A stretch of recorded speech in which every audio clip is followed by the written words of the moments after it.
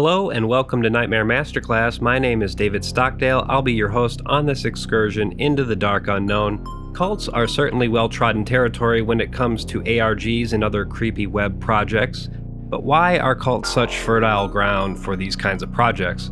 One might say they speak to something within us. Perhaps it's something to do with the fear of losing autonomy and being consumed by a totalizing belief system or ideology, of having one's individuality stripped away until there's nothing left but a jargon-spouting automaton. Of course, that quintessentially American fear is itself rooted in the cult of individualism, but I digress.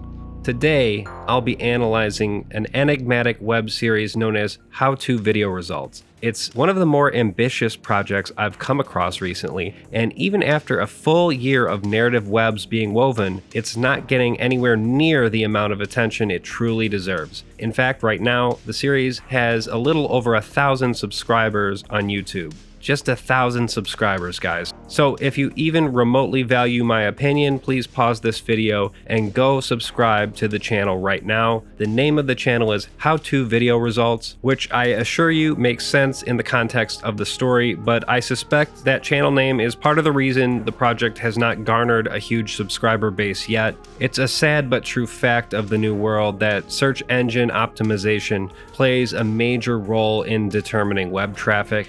And yet, that's part of the work's brilliance. I recently had the opportunity to interview the creator of the series, Shaylee Garnham, to discuss the project's various themes, the production challenges she encountered, and the wonders of multimedia storytelling. Throughout this video, I'll include a few clips from our conversation to provide additional context and insight. If you want to hear the full interview, it will be available on my channel soon as well, so stay tuned. I'll have a link to the HowTo video series in the video description, so now you have absolutely no excuse for not finding it. And if you want to support the creator, she has a Ko-fi page. I'll have a link to that in the video description as well. And buy her a coffee, damn it! While we're at it, if you enjoy my videos and want to support me on a monthly basis, you can do so at patreon.com/Nightmare Masterclass. As it stands currently, there are a total of 46 videos listed on the channel for your viewing entertainment, but the videos are not the only component of this project. There's a lot of material hiding out there, and frankly, I'm not even sure I've uncovered all there is to find. In fact, I know I'm still missing a few of the puzzle pieces. If you don't want me to spoil it for you, I suggest going down the rabbit hole yourself prior to moving forward with my video. At first glance, the series presents itself as a straightforward series of low-production how-to videos made at some point in the early 2000s. It's the type of content you might expect to find while searching for guidance on mundane tasks. Titles such as How to Apply Chapstick and How to Tie Your Shoelaces give the impression of a channel dedicated to simple, everyday tutorials. And yet, that's precisely where things start to feel a little off. These tasks are so basic, so universally understood. Well, I still have trouble tying my shoes sometime, but you would be hard-pressed to say they warrant a tutorial video in the first place. The complete absurdity of needing step-by-step instructions for such simple actions is the first indication that something isn't quite right here. The low-budget aesthetic of these videos is, in fact, a deliberate choice by the creator to enhance the mundane yet unsettling atmosphere of the work.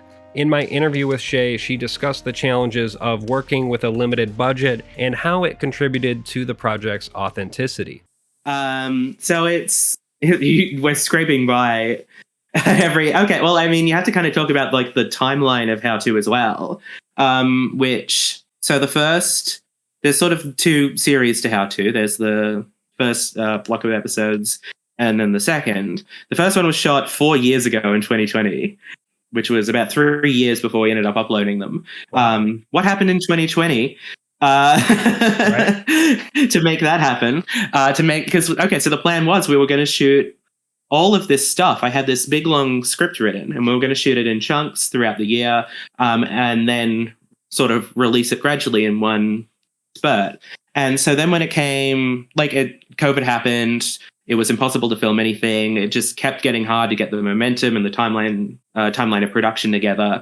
And then in 2024, 2023, sorry, we released that block. And I kind of, like, I had this mountain of supplemental stuff that would accompany the videos. And it was kind of like looking at what we could release as part of it to make it feel like a cohesive experience, without like pretty much the bulk of the story filmed and released. Because at this point we were just like, let's put it out there. We're really proud of these 16 videos and just, you know, see what the reaction is, and just really just have it out there, have it done. And then of course the reaction was pleasantly surprising and really positive. And then everyone in the team was really enthused to do more. So as we explore a bit further, it becomes increasingly clear that these videos are far from ordinary. Beneath the surface of these seemingly innocuous how-to videos lies something exceedingly more sinister, a carefully constructed narrative about a cult operating in the shadows. And if you pay extremely close attention, each video reveals subtle details about how the cult operates. What makes this project particularly intriguing to me is how it uses the format of the how-to video to artfully mask its darker intentions. This project doesn't just rely on the video format to tell its story. The work employs websites, documents, music, and there's even a video game associated with the series as well. When I spoke with Shay, she explained the benefits of using multiple forms of media to tell this story. So I think like it's great with low budget filmmaking to have this component of multimedia storytelling. So the reason, I guess the genesis of HowTo at all was this idea of having a nefarious function behind tutorial videos and then spiraling out from there. But of course, we had to keep it super lo-fi and everything. When you putting together a world that is just like different pieces of everything, like be that a letter or a piece of music or whatever that's in some way from the world or someone in the world. If you're getting like little pieces that like feel authentic, it creates a sense that there is more world out there. Just like that there is an infinite sprawl. And I think that's what multimedia storytelling really allows. It makes it feel more real, and it's easy to get engaged. And then there's just the mystery element that in anything, because we are all detectives, we like to solve things and we like to find things and then just see how the different pieces connect together. You have this option of viewing everything in the videos, and then you can pick at other things. You can watch the videos and they can be funny or weird or strange or whatever, and then you can leave it there. And then, but you as an audience are making the choice to engage further if you are looking into the nitty gritty of it. It's an interesting sort of subversion of expectations, the kind of content you might stumble upon by accident, only to realize you've been drawn into something much more complex and disturbing. This gradual revelation mirrors the experience of someone being indoctrinated into a cult, where the initial stages seem relatively innocuous, but before you know it, you're drinking the Kool-Aid. The channel's low visibility, in part due to its unassuming name, HowTo Video Results, adds another interesting layer to this narrative. It's as if the cult itself is hiding in plain sight, using the internet's algorithms to obscure its real intentions, all while quietly spreading its influence. In our discussion, Shay acknowledged this deliberate sort of balancing act between the work's mysterious elements and the relatively low visibility resulting from the channel's innocuous appearance. Yes, we did shoot ourselves in the foot. I think, well, it's like, yeah, so there is that level of, it needs to sort of seem boring to like help convey that effect of like, oh, there's a lot more to this.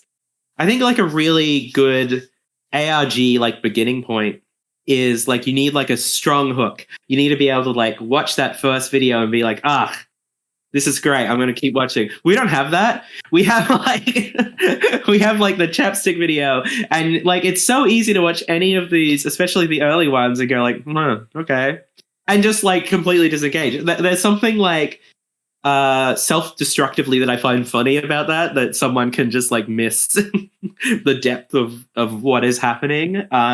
You do occasionally get like videos that like just randomly do better because the titles are so basic, because it is something like how to do XYZ and that people are just going to look up. And so you do get like a few confused lost souls in and around the comments. There's one video that's done bizarrely well, which is like the cheating one, which is not one I would peg as, as getting 30,000 views, whatever it's at.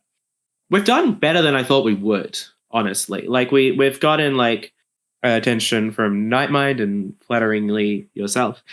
That's been really exciting. Anytime that it's caught on, like we have like a dedicated small following, and it's very, I don't know, that's very rewarding. Just at that level, I'd love to keep growing it. It's hard. It's hard because when you kind of need to know what it is. Yep. before you go into it. So it's very hard to like, I do think there is like certain videos where there is like a great meme quality to them that I think that they really could stand on their own just as strange little pieces of media. Definitely. And I think if anything is going to be like our point of growth, it's going to be that. Where it is like the Justin Bieber one comes to mind as one that I think is just one of the funniest things I've ever shot. It's hard. There's this level too of not being able to I toe the line, but not being able to like promote it as much as a creator or like have it point back to yourself quite as easily and naturally and sort of grow a following out of the project and like create, like introduce the viewers of your project to, here's some other stuff I'm doing, here's some other stuff I'm working on, and then like building in that way. So it's very restrictive in some ways, and like to an extent I do really like that, having that distance. I think too much creative presence can really hurt something like this, like especially when you're like in a position where you're like confirming or denying things, or you're taking away the fun of it. Even confirming if certain things are intentional or not can hurt the experience of being a fan of something like this. Let's take a closer look at the first few videos. In How to Apply Chapstick, a young, awkward man named Glenn explains how to apply chapstick. The production is very clearly low budget. There's a white sheet taped to the wall. There may be two cameramen, as evidenced by the differing angles, or rather perhaps there is one camera set to record on a tripod, in addition to a cameraman to Glenn's right. When the video cuts to the secondary angle, the camera work is often jarring and erratic. In his explanation of step 2, Glenn says humorously, "Prepare your lips for the relief of the chaptedness." This perhaps suggests a subtle mockery of the tutorial format, or possibly even an intentional attempt to create discomfort. The final line, "Till next time, keep on chapping," carries an odd, almost forced cheerfulness, which contrasts with the otherwise mechanical delivery of the instructions. Glenn states that the next video will cover how to put on lipstick. However, this is not the video that appears next in the sequence of how-tos uploaded to the channel. This is one of the first indications that the chronology of the videos is intentionally disrupted, suggesting a deeper, more complex narrative at play. The out-of-sequence upload hints at an underlying story that viewers are meant to piece together. Let's take a look at the next video, How to Tie Your Shoelaces. Strangely, Glenn begins this video by explaining that some children are never taught to tie their shoes. Evidently, he feels the need to justify the existence of a how-to video for something as simple as tying one's shoes. Glenn is also careful to explain social cues. He advises, if you're with company, explain that you'll need a quick minute to tie the shoelace on your shoe.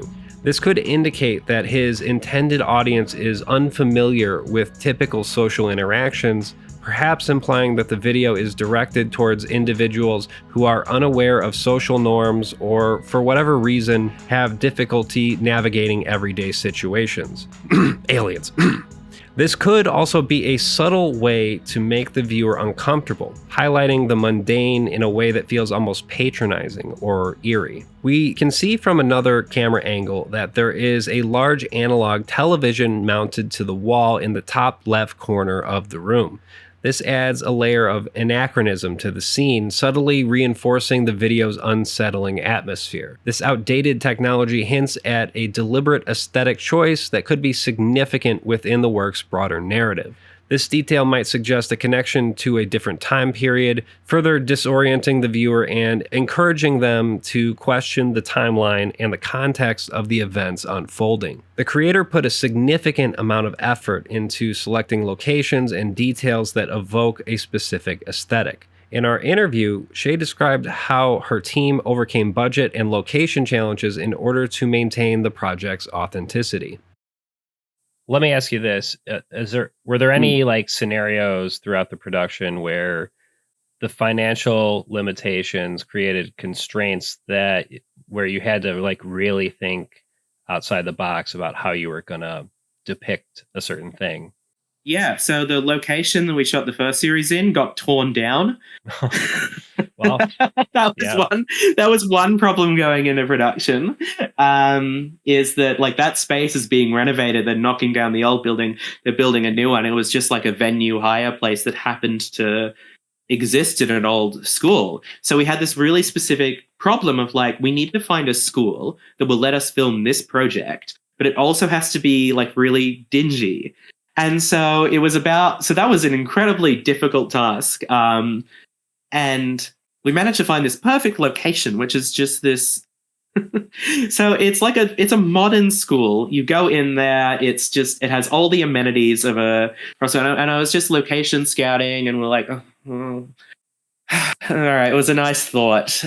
And then we just found this dingy room with this giant blue supporting pole in the middle, and it was just such a disaster of it was outdated and strange, and it was perfect. So we the financial element of that is that we could kind of film at the old place really cheap. So it was also managing finding a good space against our limitations, which and we talked down the school from a grand to about 500, which was for 4 days, which is not bad.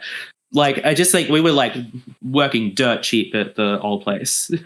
So it was just this one thing where a big part of our budget has to go towards location, because we also had to get we got an Airbnb for Allison's bedroom, a few other places, and especially when it's something the exterior, I've written just exterior street, Allison and Eve kiss on a corner. It's just looking at the locations you have and being well, we don't want to scout more locations. We don't want to pay for more locations. We don't have to travel far. It's just going to the nearest corner near where you're filming and being this could work. Locations are part of it. It's also working with props we already have. 9 times out of 10, I've written something into a script because it's oh, well, I own a ball that looks like the way that I would want it to appear in the story. And so that's really great in a series where every other video is how to do this. And it's great, well, I have a Casio piano. We can we can do a video that's how to play the piano. So it's sort of building from what you have that means that you're not going to get as pigeonholed into we can't find this and this and this and this.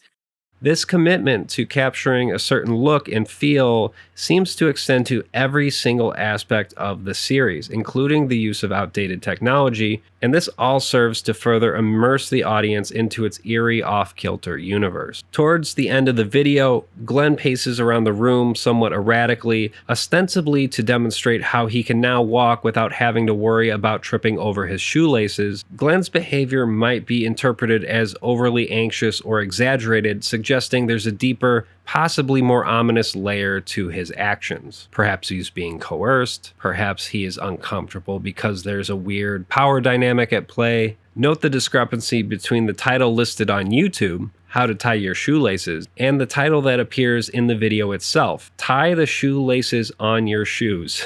This serves as a subtle clue that perhaps something is amiss.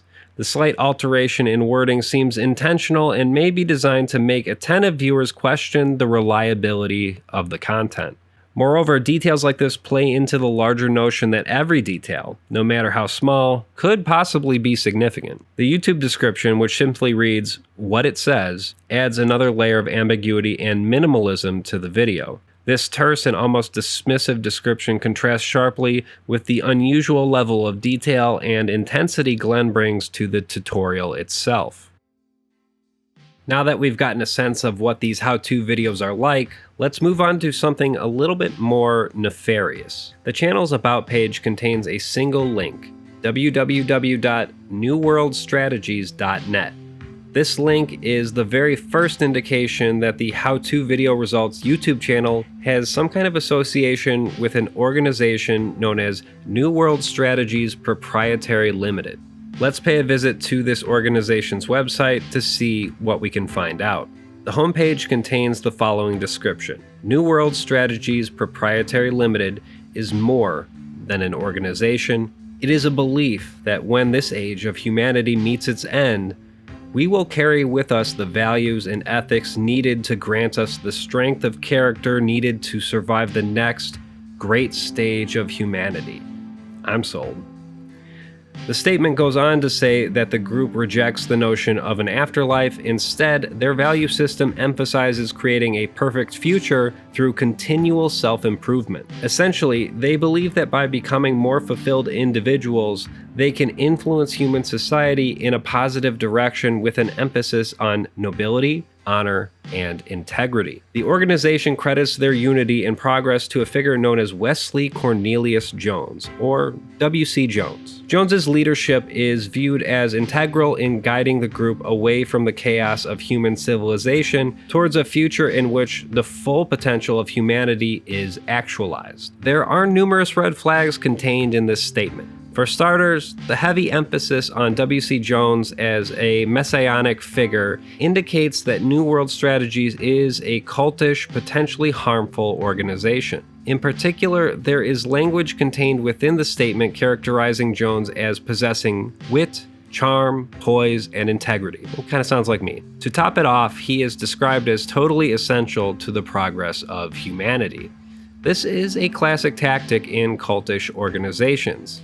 Not only is the leader highly revered, he's also indispensable. Now, if you have your critical thinking cap on, which I hope you do, it's worth noting that no one person is that important in the grand scheme of things. The idea that a single individual holds the key to the fate of humanity itself is not just unrealistic, it's a hallmark of a manipulative organization. The group is attempting to foster a relationship of dependency between Jones and his followers. Healthy, structurally sound organizations, whether social, political, or spiritual, are built on the premise that collective effort is needed to make real change. So right off the bat, there is a strong indication that this group is really not working towards positive change. Rather, they're a potentially dangerous cult built to further the interests of this W.C. Jones.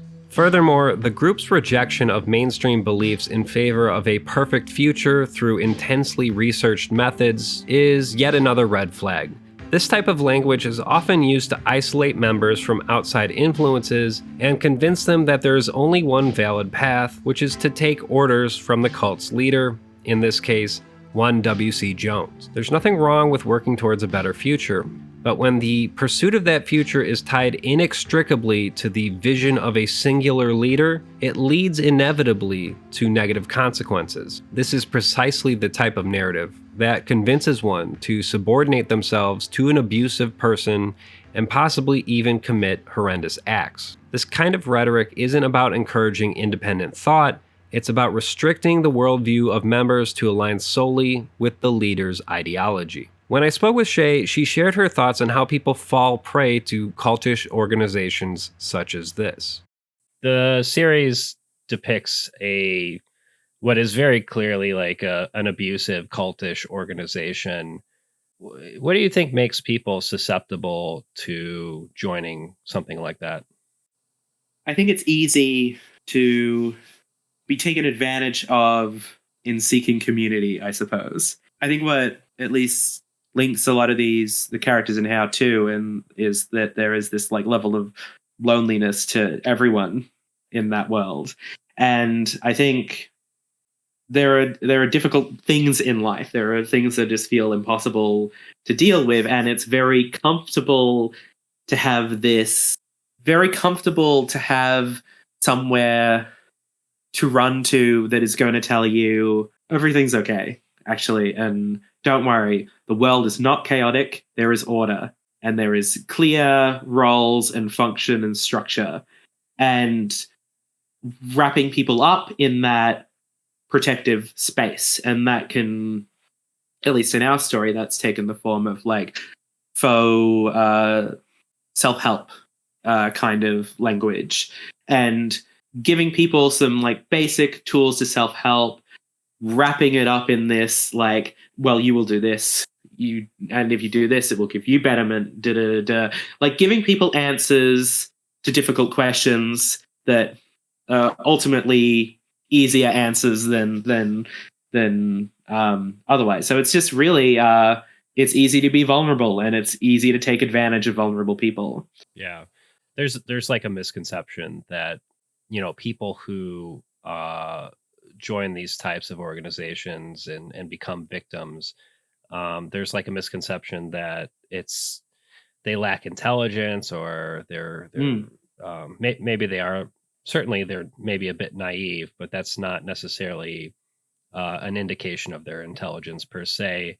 You know, it's really about maybe they just find themselves in a vulnerable position in their life, and it happens to everybody practically. You know, it's kind of just like you're in the wrong place at the wrong time type of thing. Yeah, exactly.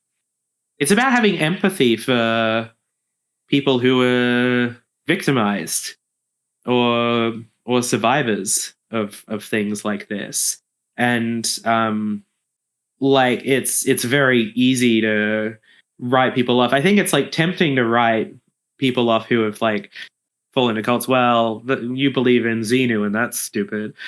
It's just putting more distance between you are just as susceptible as anyone else for falling into these things. And like it's really common too for people to escape one cult and then fall into another, and or it's hitting at something deeper. It's just whatever it is.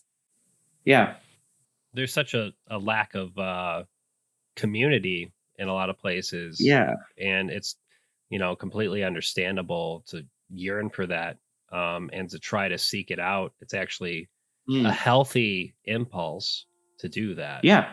And then it just so happens that there's just some groups out there that take advantage of that. This notion ties directly into the work's exploration of how isolation and the promise of a cohesive social network can end up entrapping vulnerable individuals in a web of cultish horrors. On that note, let's discuss some additional documents and communications available on newworldstrategies.net. The fourth video in the series contains the following description. Whole lot of missing ones around here. Doing the best I can to keep things in order. Use /list.htm. Now, upon visiting newworldstrategies.net/list.htm, you'll find a number of images. The images appear to be scans of a printed out spreadsheet containing a full list of videos with various notes throughout. We will revisit this document in a moment, but first it's worth noting that some text appears at the very bottom of the page as well. The text hints at a dark history connected to W.C. Jones, the enigmatic leader of New World Strategies. References to a crash in Brazil, unsettling dreams about a handyman, and a figure named Reynolds who spoke with Jones suggest there are some unresolved events in the organization's past, to say the least. The ominous final line, "Hope it killed him," would seem to indicate a personal vendetta, though it isn't entirely clear who wrote this. In addition, the text indicates that another page has been updated. Upon visiting newworldstrategies.net/emails.htm, you'll come across a series of various links. Each link pertains to a different email exchange. At this point, you might be asking, why would New World Strategies post such potentially incriminating documents on their website?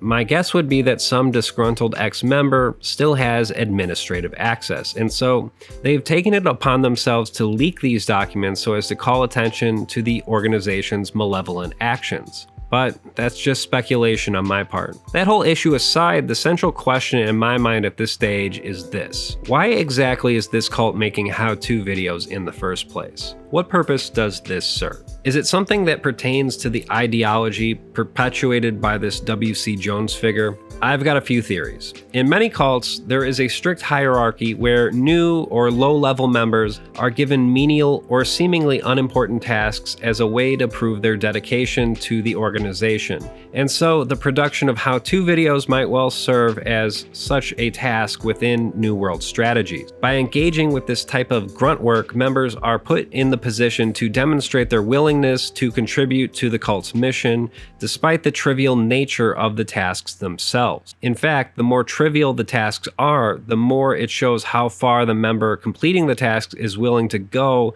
without questioning the group's methods. And the more low-level members produce these videos, the more work they do for the organization, the deeper their commitment becomes. The simple act of participation reinforces their sense of belonging within the group. At a certain point, even if they have qualms about the way the organization does things, there's a sense in which members might think to themselves, well, I've already done all this work, I can't quit now. It can't all be for nothing. And from the perspective of the organization's leadership, if a member is not willing to do this type of work, they are quickly filtered out of the group. It's a disastrous formula. And by virtue of applying this kind of filter, the group is actually self-selecting for particularly unstable individuals. On that note, let's talk about Nick Austin. Nick is introduced in How to Make a Friend, the third entry in the series of videos. The video description even says, "First time Nick on camera," suggesting that perhaps this Nick character is significant in terms of the overall series. Glenn opens the video with an extended pause, standing in silence for the first 10 seconds before introducing the subject, the process of making friends. He then introduces Nick, his subject for demonstration, and proceeds to outline the steps for making friends in a structured manner. First, he suggests initiating contact by greeting the person. Next, he advises engaging in casual conversation, focusing on shared interests or experiences, such as hobbies or past memories. Are you paying attention? This is how you make friends, people. Nick stammers through his lines. Finally, Glenn recommends extending a social invitation, whether to a movie or for drinks, solidifying the potential connection. And of course, he is careful to ensure that this invitation is strictly platonic. As the video nears its conclusion, Nick suddenly notices something off camera, making an observation that seems significant. The video abruptly cuts at this moment, leaving the nature of this observation unclear. At first, Nick seems to be a fairly normal guy. It's clear he hasn't rehearsed his lines very much, but then again, Glenn's delivery is also quite awkward. Both their performances contribute to a general sense of unease, with the seemingly innocent and simple task of making friends feel oddly artificial and forced, further adding to the unsettling vibe of the work. Over time, it will become clear that Nick is unstable and perhaps even dangerous. Shay gave some insight into this in our interview, explaining how she approached morally detestable characters such as Nick. It's interesting because I guess the main one that comes to mind is Nick, who is regretfully playing a character named Nick. The 4 days that we took to film that second series, like the first series was really about finding these characters, and recently we've seen Nick ramp up a lot more in terms of how poisonous this person can be. And so there's certain, a lot of the time it's pretty goofy to film. It's just because he's so ridiculous that a lot of the time it's just enjoying how silly this man is. And sometimes sometimes that will translate really nefariously on camera, but or just as goofy as it was to shoot it, or just or him just doing weird dancing that's funny on set. And so a lot of the time you don't feel the level of this guy, so it's it's quite funny when we get like quite a vitriolic reaction to stuff that we were kind of like laughing about on set. There is definitely stuff on set where it's like we're going a lot heavier and a lot darker, and you're kind of looking after everyone in that situation, because you're looking after your actors playing the characters who were victimized by the more awful, nefarious characters. It sounds like wanky, but being an actor and being in that space of like just getting into the mindset of like, I want to hurt this person, that's a bad place to be. It's a bad place to be for a prolonged period of time. So it's making sure everyone's comfortable, like, because everyone is coming into it with the attitude of like, we want this to work. We want to make this the best it can be and like execute this. And so you're all working within each other's boundaries, and you want to make sure you're just incubating in an environment on set where everyone feels comfortable and everyone feels safe saying how they're feeling and like feeling safe enough to film difficult material. This attention to character development is key to the various layers of Nick's character, specifically with respect to his gradual shift from an awkward participant to a more scornful, antagonistic figure. In the very first email exchange between Glenn and Nick, Glenn invites Nick to reappear on a few how-to videos for New World strategies. He mentions that others in the organization are supportive of this idea. Nick agrees, expressing his excitement and eagerness to contribute. Nick later sends a list of potential topics for the videos, some of which are frivolous and really quite inappropriate. Glenn acknowledges receiving the ideas and passes them on to others.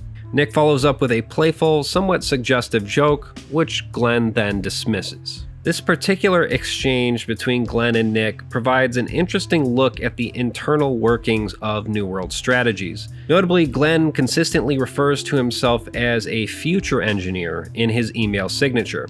This likely refers to a specific position within the cult. In cults, titles often hold great significance. Future engineer could suggest someone responsible for shaping or engineering the future, perhaps through guiding new members or reinforcing the organization's mission. This title aligns with the cult's overarching mission of a perfect future, indicating that Glenn's role is to help direct followers towards that ideal. Moreover, the constant use of this title in every email exchange underscores its importance, not just to Glenn's role, but to the cult's internal hierarchy. It's yet another subtle way of reinforcing the idea that each member has a distinct part to play in creating this so-called perfect future, adding another layer to the manner in which this cult cultivates obedience in its members. As previously stated, Nick first appears to be an enthusiastic, albeit somewhat awkward participant in these how-to videos, but over time, signs of his instability and potentially dangerous behavior begin to emerge. In another email exchange, Glenn encourages Nick to present a how-to video on how to ask somebody out, suggesting changes to Nick's initial script, such as replacing the word hottie with crush to ensure the content remains evergreen. Nick responds with an emotional outburst, rejecting the suggested changes and expressing anger at what he perceives to be censorship. Despite this outburst, Nick eventually concedes and agrees to host the revised video, but not before making cryptic and unsettling comments. In the corresponding video on asking out your crush, Nick's behavior is clearly inappropriate. His awkward delivery and forced demeanor create an uncomfortable atmosphere, but it's really the content of the script that's truly concerning. In particular, the steps he outlines for asking someone out are aggressive and outright predatory, including instructions on how to isolate the girl, corner her, and physically grab her hand, quote, firmly and quickly so she can't get away. Clearly, Nick is precisely the type of guy you don't want in a position of authority. He is unhinged and potentially dangerous. I personally find it interesting how music plays a significant role in conveying Nick's emotional complexity. During my interview with Shay, she explained how music is used to set the tone and communicate unspoken tensions within the narrative. So part of it came from, I liked this idea of, part of it was knowing a composer, casting a composer in the role of Nick. So Nicholas Kumashov, who plays Nick, is a musician and composer and very talented in a wide array of things. So it was kind of building on that. And I just asked him if he wanted to write a piece that would fit this moment. And then just trusting him to do that. And he came out with something that that resonated perfectly with what we wanted. It was a similar thing talking to B, and they play Allison in the second series, just working with B to write a song that reflected where Allison is. So I think in both cases where we've had a heavy musical element, we've worked really closely with the actual performers to make that piece. So like that's all B's instrumentation and lyricism, and same with Nick's song in the first series. So it's kind of a part of them coming into it as well. And so I'd really, just in general, I really like bringing that into it. I think it adds this just extra layer of like connection to the project and authenticity and all of that. In terms of actually the function of having it in the story, I think that music is just a really great way to communicate in a different way to what we do. It just adds that extra like touch of variety. It's like I probably want to point to like any of the musical moments in Twin Peaks where you have like those really strong like codas, and you know, like the world spins, like when Maddie gets murdered, and it just feels like everything is coming together in that moment. And it's just like, you know, it's just amazing the way music or a song can just like reflect something bigger, because you can put someone in a room with a guitar or a piano and like say so much in that moment, which is also perfect in the context of low budget filmmaking where you just don't have, you know, you don't have resources. So it's a great way to work with what you have, which is very talented musical friends, and you know, to create music, because anyone can do that. The email page refers to a character named April, specifically in relation to a series of email exchanges with Glenn. In their first email exchange, Glenn and April discuss her participation in a how-to video on singing. We are never shown this particular video, but it does appear in the master list referenced earlier. In fact, the date for this particular entry is circled, May 2006. The circled date implies a significance beyond what the casual observer might infer. Perhaps this is a pivotal moment in the narrative. This lines up with the email exchange, which takes place in April of 2006. However, the question remains, why is this date circled on the master list? Back to the email exchange. In a short amount of time, the conversation between Glenn and April turns personal, with April suggesting they meet up to watch a movie, namely The Butterfly Effect, a film whose plot revolves around choices, regrets, and the far-reaching consequences of seemingly minor actions. As it turns out, this is an apt metaphor for the trajectory of their relationship. Glenn seeks April's guidance on a script he's working on. The video is titled, How to Tell If a Boy Likes You. The tone becomes increasingly affectionate, and it's clear this is a romantic relationship. However, April's blog sheds a different light on their dynamic. In a blog post titled, Love, Love, Love, Love, April expresses excitement and infatuation about her new relationship, speaking highly of how sensitive, caring, and attentive her boyfriend is. The romantic optimism in this post suggests that April sees Glenn as a source of emotional support and validation, the culmination of her desire for a partner who truly pays attention to her. She writes about her excitement for the future, hinting at moving in together after just 3 months. What is striking about this blog post is its almost naive tone, with April putting a great deal of trust in the relationship. Her enthusiasm, however, sets the stage for what's to come, and we'll soon see how quickly this dynamic begins to unravel. It's in this context that Glenn's emails become more controlling, reflecting how relationships within cult-like environments often begin with love bombing and then quickly turn manipulative. A few months later, there appears to be trouble in paradise, at least if this email exchange is any indication. Glenn pressures April to submit several new scripts. April expresses that she is unable to complete them. She seems completely overwhelmed, and despite her emotional turmoil, Glenn continues to pressure her. He stresses the importance of meeting the deadline in order to avoid upsetting a man named Rodney, another figure in the organization. What's interesting here is the way Glenn's values have shifted. No longer is he the thoughtful collaborator. Now he's a reluctant enforcer of the organization's deadlines and expectations, prioritizing the needs of the cult over April's well-being. This is emblematic of how totalizing ideologies can co-opt personal agency, transforming individuals into instruments of authoritative will. Eventually, April becomes frustrated by Glenn's lack of sensitivity. She reveals that she never wanted to write the scripts in the first place. Glenn responds harshly, suggesting that he's just trying to prevent her from being sent to level 4 again. It's here that April's blog post, "Imagine the Worst Day of Your Life," becomes especially relevant. In this post, April describes the horrifying experience of being subjected to sensitivity training, which seems like a thinly veiled form of institutional punishment. This post is filled with descriptions of physical and psychological torture, illustrating the extreme lengths New World Strategies will go to break its members down. The group uses tactics like forced physical labor, public humiliation, and isolation, all designed to strip away any sense of individuality or personal autonomy. The mention of level 4 in the exchange raises questions about the internal hierarchy within New World Strategies.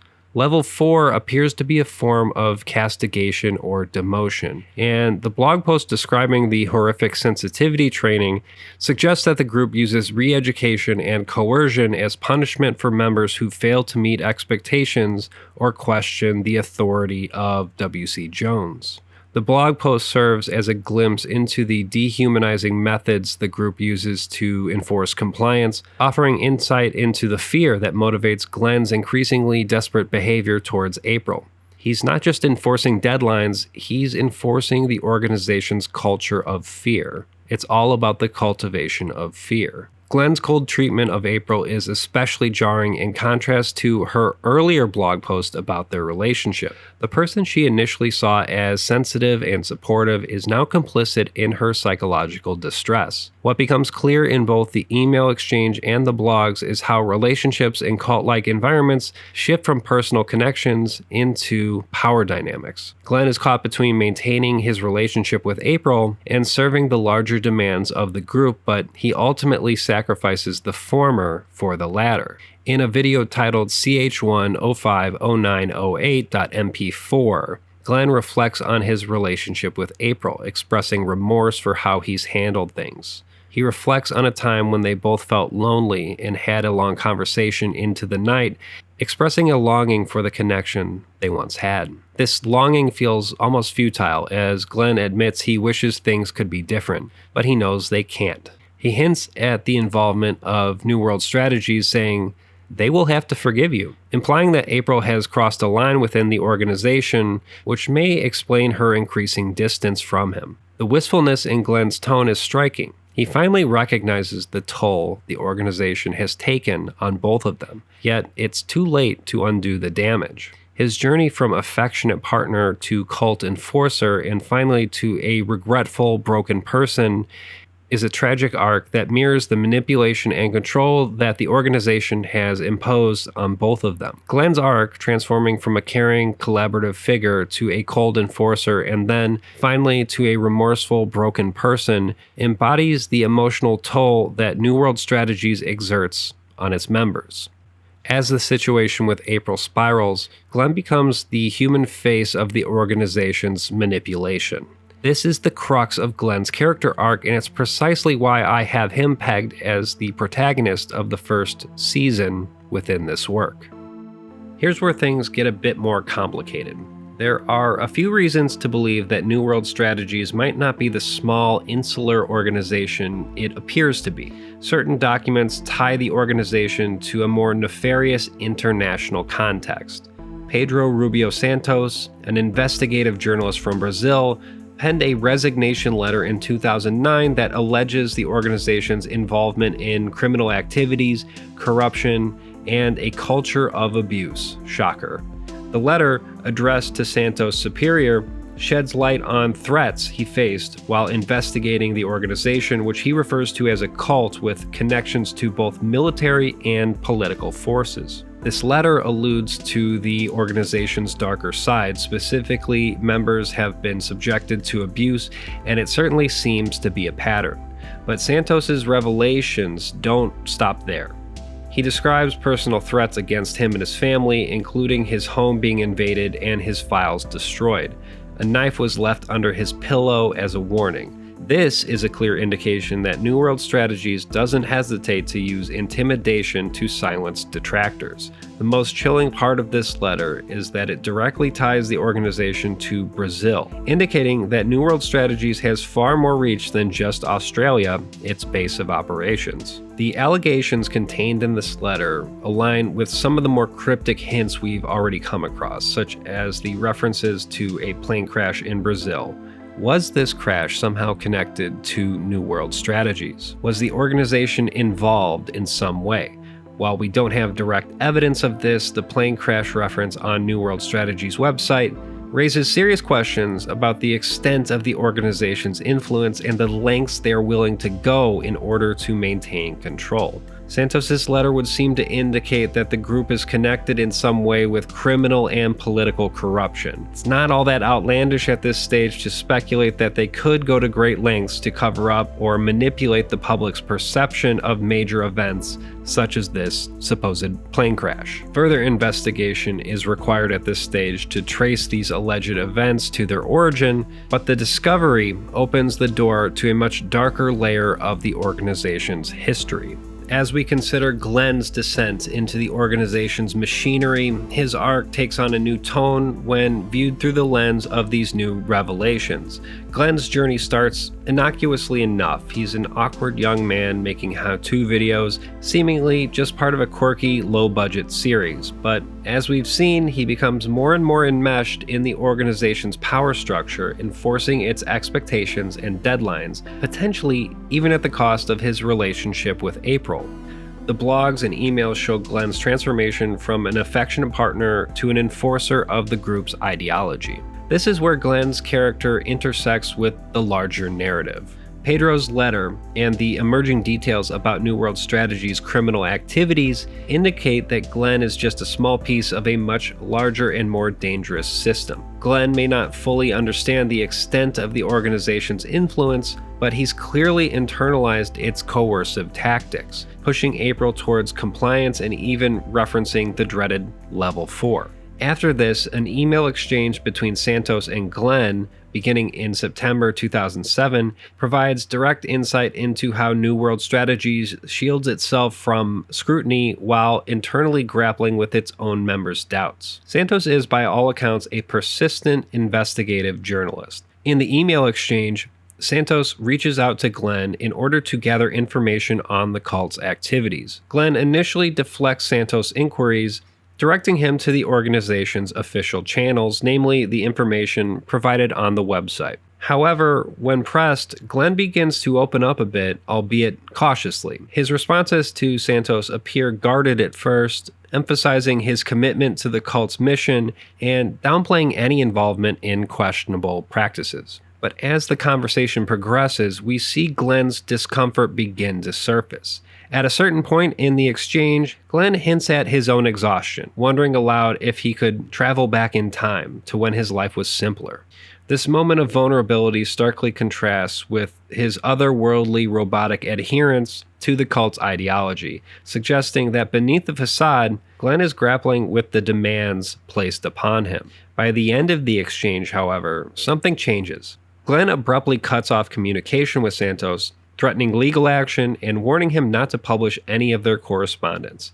This sudden shift suggests external pressure, possibly from the higher-ups within New World Strategies. It wouldn't be a stretch to speculate that perhaps others in the organization are monitoring these communications. This email chain not only provides additional context to Glenn's internal conflict, but also shows how New World Strategies carefully curates its image to the outside world. The organization's paranoia around external scrutiny indicates that there is far more at stake than just philosophical musings about humanity's future. Santos' dogged pursuit of the truth and Glenn's eventual capitulation reveals cracks in the cult's otherwise smooth exterior, pointing to a larger machinery at work behind the scenes. In light of these new revelations, Glenn's role within the organization becomes even more tragic. His emails with Pedro Santos suggest that Glenn was at least somewhat aware of the external scrutiny New World Strategies was facing. Yet despite this awareness, Glenn remains entrenched in the cult's ideology, unable or unwilling to break free from the organization's grip. His references to the organization's values and his commitment to producing media content hint at his deeper involvement in shaping the cult's public image. The abrupt end to Glenn's correspondence with Santos, coupled with the legal threats, indicates that Glenn was likely acting under the direct orders of the organization's leadership. Whether he was actively coerced or simply felt too afraid to push back, Glenn's silence speaks volumes about the power dynamics at play within New World Strategies. First, he says, "I will try to show you our work, but only because I believe it's important to share our message to the outside world. This is what the videos are for, after all, so there's nothing wrong with me sending you something." Then, just a few hours later, he says, "I no longer wish to engage in correspondence with you. I ask that our conversation is stricken from the record and not shared to the public in any way, manner, or form. If you choose to breach this request, expect to face severe legal ramifications." His earlier willingness to share details about his work and even offer Santos access to the cult's media content reveals a certain naivete. But by the end of the exchange, it's clear that Glenn understands the danger he's in. These revelations shift the focus of Glenn's character arc. He is no longer just a victim of the cult's internal manipulation. He is now also deeply implicated in a much larger and more dangerous network of criminal activity. His transformation from a hopeful, albeit awkward young man into a mindless cog enmeshed in a global conspiracy is emblematic of how cults like New World Strategies prey on vulnerable individuals, exploiting their talents and allegiances for nefarious purposes. At this stage, Glenn's story is a microcosm of the broader story, a tale of personal tragedy intertwined with the far-reaching consequences of involvement in a cult-like organization that exerts its influences in ways that go well beyond what most of its members will likely realize.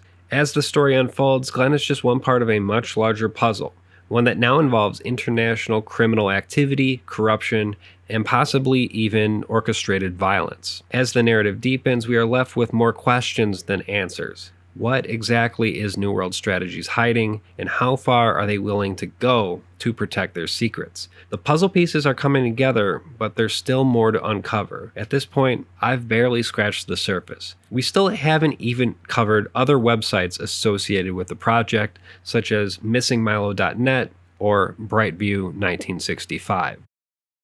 As part of the wider narrative web surrounding New World Strategies, missingmilo.net represents a seemingly independent piece of the puzzle. Yet, as evidenced by this note on the list document, there is some kind of connection here between the missing persons case and the shadowy organization known as New World Strategies Proprietary Limited. On the surface, missingmilo.net was established by John Richards in a desperate attempt to find his missing nephew, Milo Richards. The story unfolds like a heartbreaking account of a small-town tragedy, but as with everything connected to New World Strategies, there's a bit more to it than that. The project's use of various websites adds another layer to its immersive storytelling. The design of these websites harkens back to the early days of the internet, evoking a sense of nostalgia and unease. In my interview with Shay, she expressed her appreciation for that era of the internet and how it influenced the overall aesthetic of these sites. Yeah, I suppose that's why I say that it's like that I'm not good at it because I'm doing it in such a primitive way, which I suppose is its own skill. Like it's to an extent I'm like using genuine like old website design software to build some of this stuff. And then like I'm also needing to like learn literally like HTML to execute certain things. And then sometimes just the joy of it is like, I can't figure this out. It's funnier if it's broken. So Right. There's been a bit of that as well, which I guess is again why I say that like, look, I've gotten better at it. So and I'm proud of having gotten better at it. Yeah, for sure. Look, these are old websites. It makes sense that there would be a bunch of stuff that's broken, right? I think about all of the websites that have been completely lost to time because there's some server out there that just went down and no one ever paid to have it come back up again. Yeah, I mean, I love that era of internet. I love the Wild West, and it's like I think kind of what is exciting for me, just as a fan of my own project, is like I love getting away from the homogenized internet. I love having these little pockets of just in my own time, I love finding strange websites of a certain era where it's like people had a homepage, and it wasn't just 5 social media sites. It's just all kinds of strange stuff. I love having just a website that's dedicated to one thing, and it having like this very specific style and design about it. It's you don't get the games from Steam, you get them from pixelpulse.com, at least in the lore of the world. Yeah, so it's calling back to in a way a simpler time when it was just the internet was a fun, exciting place to be and tour through. It was more free. It was not this corporate hellscape. It wasn't dominated by Google. Like a corporation didn't sort of dictate whether or not your website got traffic. It was almost purely like an organic thing. Like if your website was cool and you were making cool stuff, people would gravitate towards it. And it's a tragedy that it doesn't work that way anymore. Yeah, it's a shame. I mean, and it's like even like early days of YouTube when stuff would more authentically blow up, when there was a priority on like, you have subscribed to this channel, so you will see videos from this channel, and it should be that simple. But it's not. That's not as profitable for the corporate forces that decide what gets pushed and what doesn't. Not even corporate forces, just the algorithmic forces that the corporate forces don't even understand, but rigidly implement into these systems. As far as missingmilo.net, here's what we can establish as of now. Milo, a 10-year-old boy, vanished on February 6, 2008, while making a delivery from his father's fish and chip shop in the Dandenong Ranges. The disappearance sparked a frantic community search, but despite extensive efforts, no solid leads surfaced for quite some time. Finally, 4 years later, in a bizarre turn of events, Milo's body was discovered in a creek. However, this finding raised more questions than it answered. John Richards details Milo's background, painting the picture of a happy, popular, and well-adjusted kid. The search effort yielded strange clues. Milo's bike was found in the mud, seemingly thrown, and some of the fish and chips he was delivering had been eaten, leaving behind the opened aioli tub. I did not expect this investigation to make me so hungry. Anyway, this detail alone suggests that someone else was with Milo after he disappeared. Milo's body wasn't discovered until 2012 in a bizarre and disturbing condition. His body was wet but found out of the creek, his right arm and left hand missing, and in their place, freshly severed limbs belonging to another man, Trey Doherty, who had disappeared from a hospital in Melbourne the same day Milo's body was found. These severed limbs, removed with what John Richards describes as laser-like precision, are a strange and gruesome clue. Doherty's family refused to cooperate with the investigation, declining DNA tests, adding to the bizarre mystery. Perhaps they just wanted to put it all behind them. The most unsettling part of this discovery is how Milo's body seemed to have been placed there deliberately, as though someone had timed the whole thing out so as to make a statement. The area had been searched before, but it wasn't until that specific day, 4 years after Milo's disappearance, that his body was suddenly found. Obviously, it would seem that someone,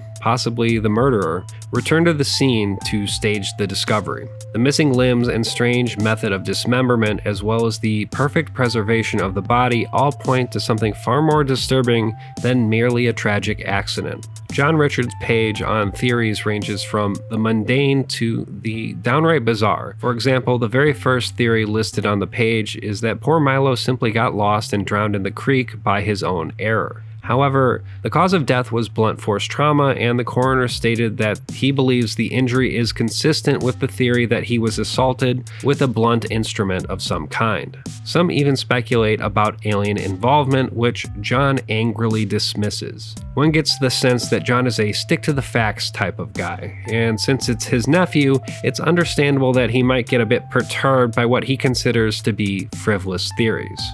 But are they frivolous? On that note, there are references in the website's updates that point to strange emails from people claiming that Milo's disappearance might be related to UFOs, tutorial videos, and even a character named Nick Austin. Naturally, John Richards reacts with increasing frustration to these claims, viewing them as disrespectful. But these viewers of the web series can't help but draw connections between Milo's disappearance and the broader narrative of New World Strategies. It's worth noting at this stage that none of Richards' theories on missingmilo.net have any explicit connection with New World Strategies. Yet one can't help but suspect there is a connection based on the website's inclusion in the list document. At this point, you might be thinking that perhaps the cult or its influence stretches beyond what we initially suspected. Could W.C. Jones's teachings be involved in a wider conspiracy, one that includes abductions and mutilations? And what about the strange men seen near the site of Milo's disappearance? Are they connected to Jones or the cult? The mystery of Milo's disappearance, while tragic, seems to fit the broader themes of control, manipulation, and secrecy that permeate New World Strategies. One of the most perplexing aspects of missingmilo.net is the sudden connection to Trey Doherty, whose severed limbs were found with Milo's body. Trey, a seemingly unrelated figure, vanished from a hospital in Melbourne within the same hour that Milo's body was discovered. John Richards speculates about Trey's potential involvement with Milo's killer, but the website doesn't provide any clear answers. What is clear, however, is that this isn't just a random act of violence. There's a larger narrative at play, and it likely involves New World Strategies. The cryptic references to laser-like precision in the dismemberments echo the mysterious, almost supernatural aura surrounding the cult and its teachings. Finally, it's important to reiterate that missingmilo.net is linked directly with New World Strategies' list page, which suggests that we are meant to view these events as part of the same universe. This connection raises several chilling questions. Was Milo targeted by New World Strategies? Why would the cult target a child? How is Trey Doherty involved? These unanswered questions only deepen the mystery, and it's likely that future videos or even additional websites will expand upon these connections. For now, missingmilo.net serves as a haunting narrative that reinforces the sinister undercurrents of New World Strategies and its far-reaching influence. As we delve even further into the intricate universe of New World Strategies, yet another layer emerges with Brightview. And it's at this point where things start coming together. In the captions of Nick's demented piano tutorial, there is a URL listed at the very end, brightview1965.com. One must wonder who injected this little clue into the captions and what their intentions are. The website contains a number of pages, the most notable of which is a compilation of first-hand accounts from witnesses of a mysterious event that apparently took place at Brightview Secondary College in, you guessed it, 1965. According to these various accounts, a number of students and teachers observed silver disc-shaped crafts performing aerial maneuvers apparently defying the laws of physics. There you have it, UFOs. In the words of witness Leanne Clark, 4 discs, silver and perfectly smooth, like something out of a movie, hovering in the air. I remember it was 4 because they were all perfectly aligned like corners of a square. Burt Jones recounts, there were 3 of them, silver discs flying in the sky. They were zigzagging around like crazy, sort of like how my dog Jasper would dart around the yard when he got too excited. You know, I would like to see Jasper getting the zoomies. That would be a good, that might uplift my spirits at this point. Graham Smith has a similar recollection. Gray discs, almost like stones that you'd skip across water. They were the perfect shape for that, moving about on their own in the sky above the oval. Needless to say, the event left a profound and lasting impact on those who experienced it, understandably stirring feelings of awe, fear, and confusion. But what makes this supposed incident particularly intriguing is the aftermath. Several witnesses recount that shortly after the sighting, authorities arrived at the school. Some witnesses mention individuals with American accents, which was unusual for the area. Folks, you know it's serious when the damn Americans get involved. It's never a good thing.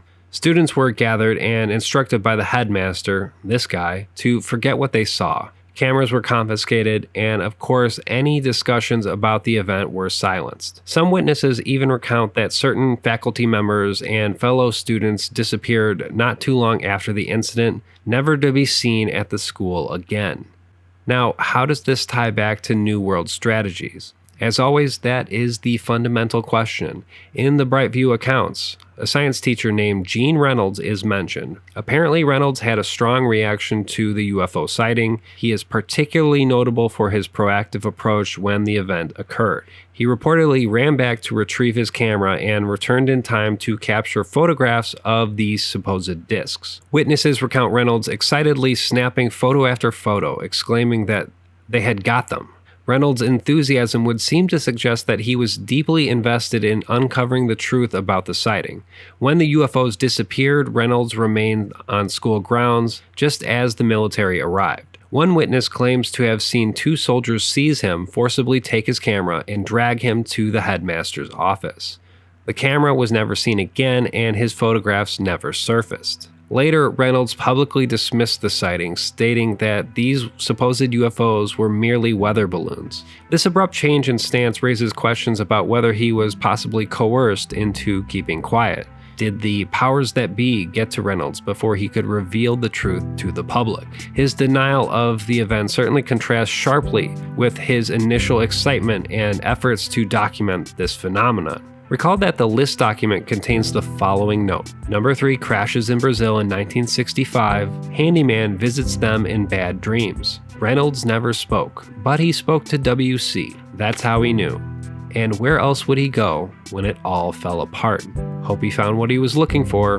Hope it killed him. Now let's just briefly attempt to unpack this. Number 3 crashes in Brazil in 1965.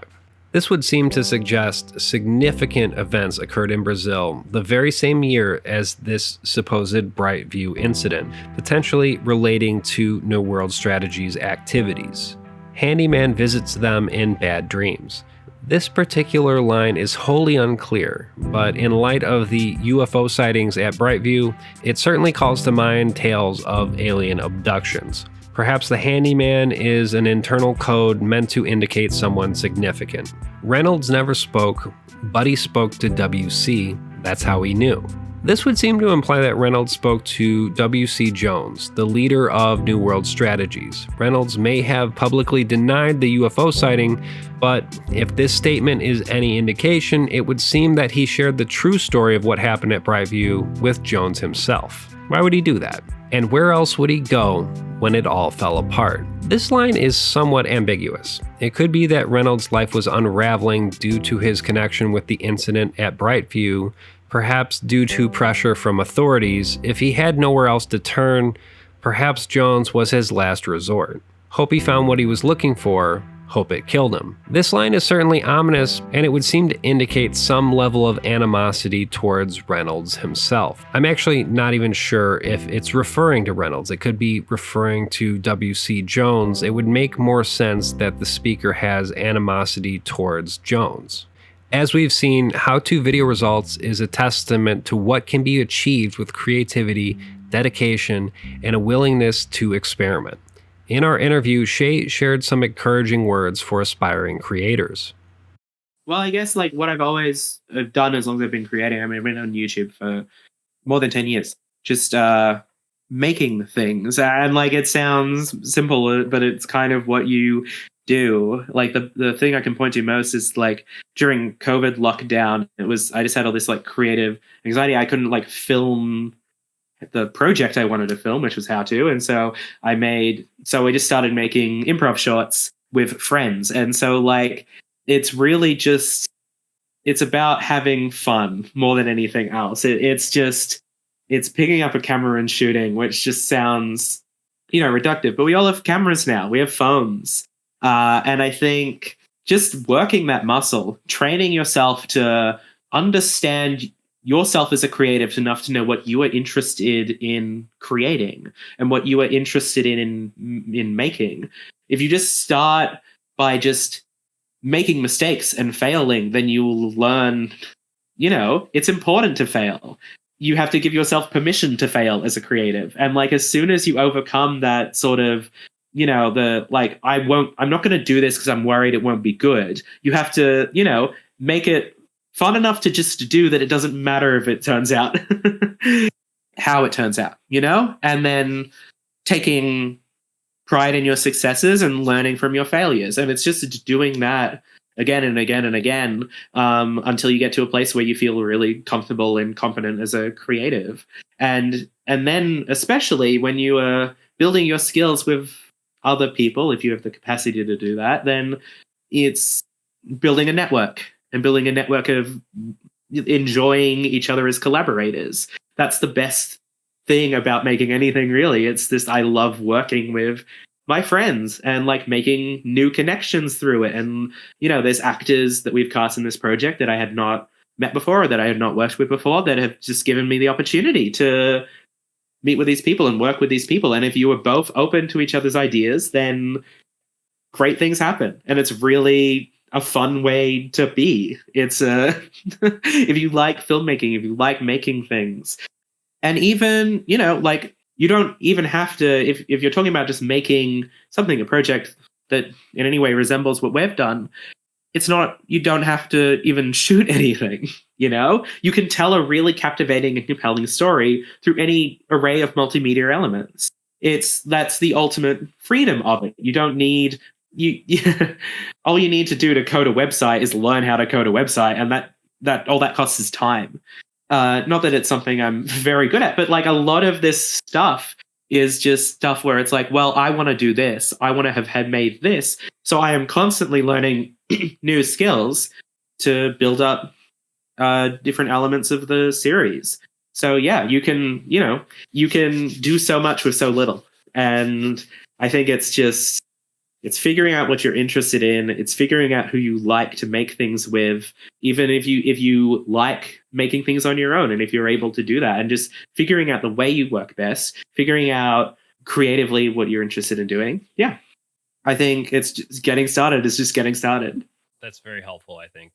It's really just getting over that initial, you have to get started. I think a lot of it is momentum too. If you're working on something bigger, you have to keep up the momentum. And also, like, when you think about it from like a cost benefit standpoint, look, it's like, if you fail, nothing bad is going to happen. No one's going to remember, really. It's not going to be this big embarrassing thing.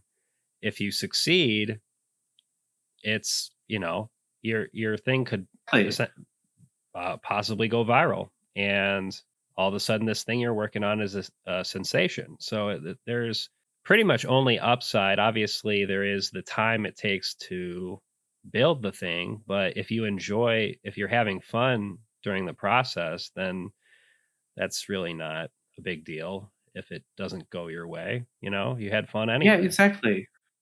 Yeah, and it's about, if you like really laboring in pre-production and writing and doing all these things, and that's where the joy is for you, then you lean into that. If you like picking up a camera and shooting something and improvising, then lean into that. Like, lean into what you like doing. If you don't like setting up lights, don't set up lights. It's make it joyous and make it fun, and you will have a good time. The project stands as an inspiring example of how embracing the creative process, keeping an open mind, and fostering a culture of collaboration can lead to unique and compelling art. So, if you have an idea lingering in your mind, maybe take Shay's advice. Get started, give yourself permission to fail, and above all, have fun. I should, of course, note that we have not even covered the second season of the series, which finished its run in May of 2024. And while I haven't discovered all its secrets, I can say the second season delves deeper into the twisted dynamics of New World strategies and introduces new characters that expand the narrative in some fairly unexpected ways. But that's something you'll have to explore for yourself. Consider this video a jumping off point. The series presents us with a narrative web of secrets, manipulation, and mystery. There's a lot more to uncover in the second season, but the real question is, what will you make of it? How does it reflect on the world around us, the structures of power, the allure of control, and the danger of losing one's individuality? At this point, I strongly encourage you to dive in and analyze it for yourself. Think critically, not just about this series, but about the narratives that shape our reality. That wraps it up for this installment of Nightmare Masterclass. If you want to support me on a monthly basis, please go to patreon.com/Nightmare Masterclass. Until next time, keep on chapping. I'm sleepy. I'm gonna go to bed now.